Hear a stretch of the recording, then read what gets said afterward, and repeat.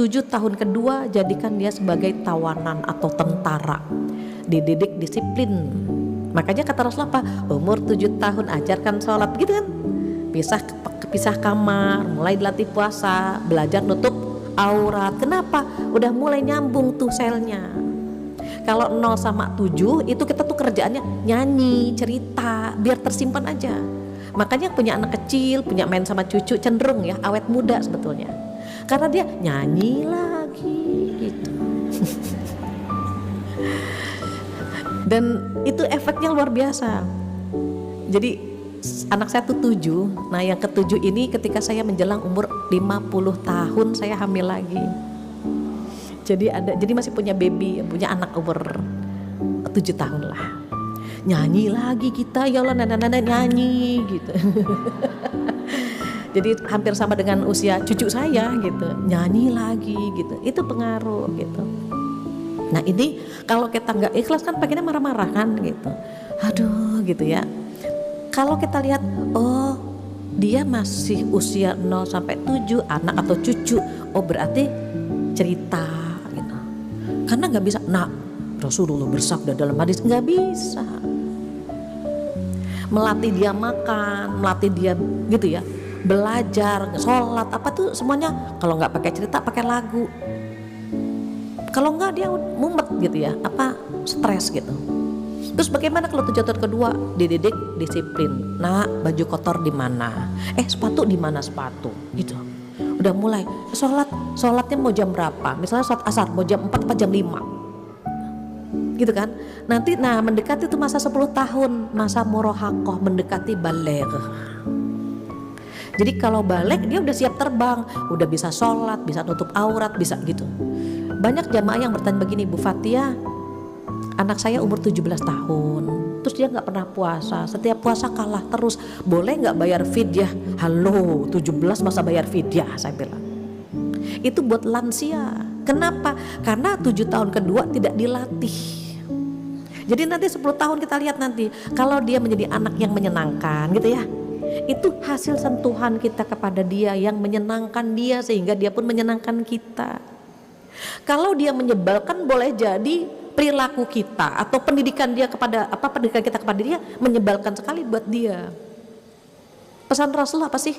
Birru aba'akum tabirrukum auladukum. Berbaktilah kepada kedua orang tuamu, maka kelak anak-anakmu akan berbakti kepadamu. Anak kita gak kenal kita kecilnya kan, gak tahu bagaimana kita sama orang tua kan, Allah tahu. Seindah itu perilakumu kepada orang tuamu, seindah itu pula insya Allah anak-anakmu kepadamu, begitu. Jadi bukan karma ya, ini Rasulullah itu kan syarih, beliau itu kan menjelaskan ya, semua yang terjadi atau hukum yang berlaku kan beliau menjelaskan gitu. Sehingga kita perlu warning nih, dulu kita gimana, atau minimal anak-anak kita tahu hadis ini, sehingga dia berusaha membahagiakan kedua orang tuanya. Ada di surat Al-Isra ayat 23, surat 17. A'udzubillahi minasyaitonirrajim, wa qad rabbuka alla ta'budu illa iyyah wa bil walidaini ihsana. Nah itu perintah menyembah Allah dengan perintah berbakti kepada orang tua tuh nempel di situ. Dan dua-duanya hukumnya wajib. Anak-anak harus tahu ini. Anak-anak terkadang tidak tahu bagaimana cara berbakti kepada orang tua. Kita yang tahu, kita yang nyampaikan. Anak-anak terkadang tidak tahu bagaimana menyenangkan orang tua. Kita yang menceritakan. Sehingga ayat ini bisa diamalkan oleh mereka.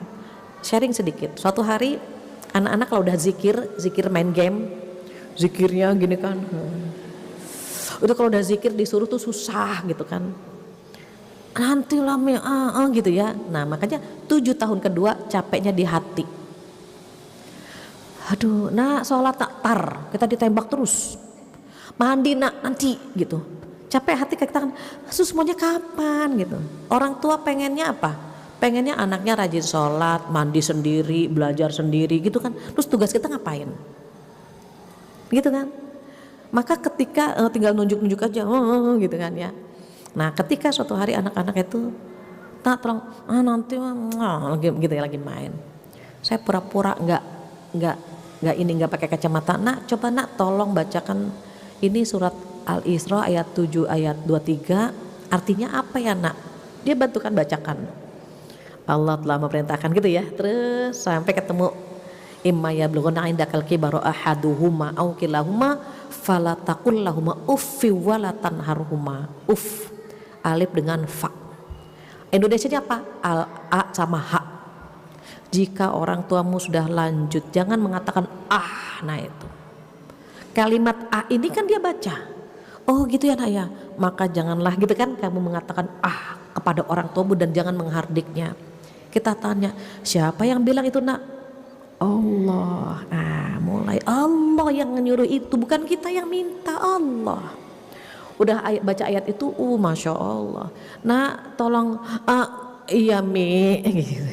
Karena kan dia baca langsung bahwa itu perintah Allah, nggak boleh ngomong nggak boleh menghardik kan gitu. Wakhfid lahum hadul, merendah sama orang tua tuh merendah, ngalah gitu maksudnya. Jadi kadang-kadang anak-anak perlu tahu juga isi Al-Quran. Allah lah yang nyuruh mereka begitu sama orang tuanya, bukan kita yang gila penghormatan dari mereka. Allah menghargai orang tua seperti itu. Kita kasih tahu juga, nanti kamu kan jadi orang tua juga, anak-anak juga harus tahu bagaimana berperilaku kepada kalian semua gitu. Jadi Al-Quran ini apa ya, pencerah kan, pedoman hidup gitu. Seperti jam dinding, kita akan tahu jam dinding, jam berapa kita bangun, jam berapa kita sarapan, jam berapa kita sholat, itu kan jam dinding.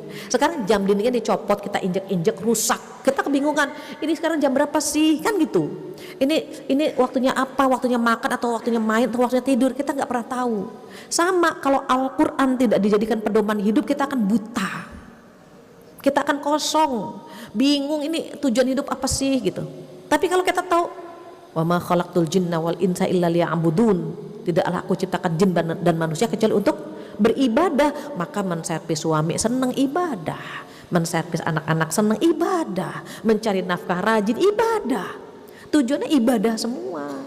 Maka kalau misalnya suami tengtong agak debat kecil, ya Allah mau masuk surga susah banget ya Allah gitu. Kadang-kadang suami nyebelin. Dalam pendidikan anak itu kan kita nggak satu visi sama suami. Kata suami juga sama, ya Allah istriku ini jelek, udah jelek cerewet lagi gitu, sama. Bukan hanya kita yang kesal sama suami lebih kesel lagi sama kita. Cuma bedanya apa? Kita ngomong, dia enggak gitu aja. Suami itu lebih sering ikut aliran kebatinan, tekanan batin. Sama sebetulnya, kita kadang-kadang kita pengen anak begini gitu ya, suami begitu, itu biasa gitu. Karena Allah udah ngasih bocoran, tapi kalau kita memaafkan tuh luar biasa.